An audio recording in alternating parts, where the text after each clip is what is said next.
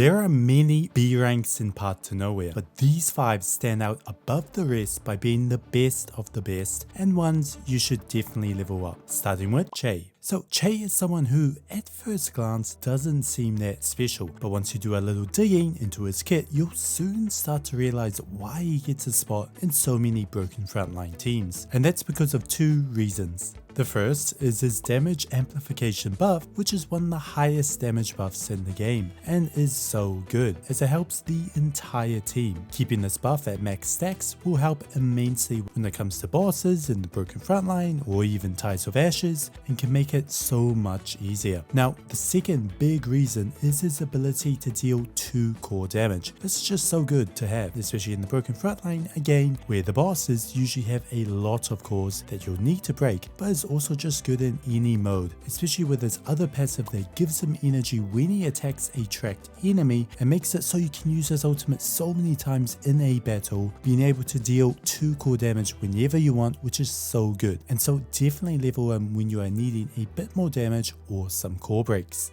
Next is Flora. So Flora is often overlooked when it comes to the reticle class, as there are just so many good picks, but don't let that fool you, because she is incredible with the amount of damage she can output, as each and every one of her attacks deals so much damage, especially with the amount of crit rate she gains from her kit. And so when you pair her with, let's say, an Embrace of the Dead set, she can quickly whittle down a boss's HP. She's also really good in the Tides of Ashes. In fact, she is considered to be one of the better DPS characters to bring alongside Summer and Priscilla because of her high amounts of damage. And so if you and your secret society are having trouble getting the maximum rewards, consider Flora. Next we have Demolia. So this may come as a surprise, as I have often talked about the big negatives with the Endurer class, and I'm sure if you've used them you've probably realized they just ain't that good. But recently my eyes have been opened to the potential of the Endurer class because of 2 main reasons: McQueen and Chapter 10. So I'll be honest, early on Endurer Sinners are pretty bad for good reasons. They don't do that much damage and you don't really need to block that many enemies. And honestly the Fury class can do what they do, but for the most part better. But that changes once you get to Chapter 10, as there will now be firstly enemies that will require an Endurer Sinner to block them. So having someone like Demolia will be really nice for this. And there's also the fact that they throw a lot of enemies at you very fast and have enemies that can spawn more enemies, and so having an Endurer Sinner that can block multiple enemies and be beefy enough to tank their hits is so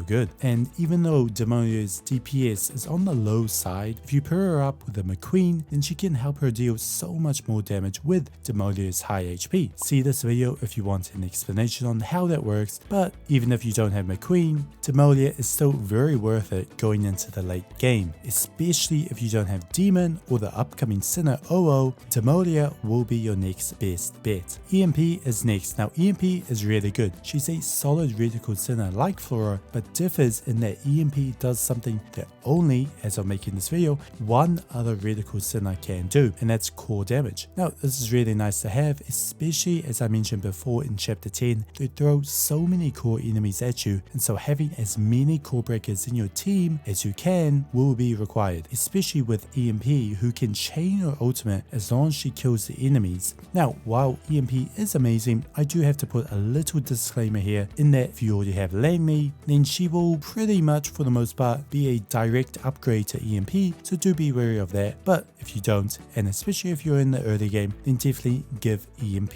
a try. Now finally we have my favorite character, and that's Labyrinth. Now I have talked a lot about Labyrinth, but to keep it short, she is by far one of the best characters in the game, with her amazing core break potential to infinitely chain the core breaks together. It's just so good not to have, and it's especially useful in some of the later story chapters with the amount of core enemies they throw at you, but also in the broken frontline where you'll be able to easily clear the initial enemies that have cores and still have her ultimate up for the main boss, which in my opinion is so crucial to have. And out of everyone on this list, Labyrinth is definitely the one where I recommend you level the most. And so with that, enjoy these amazing B rank characters. Thank you for watching.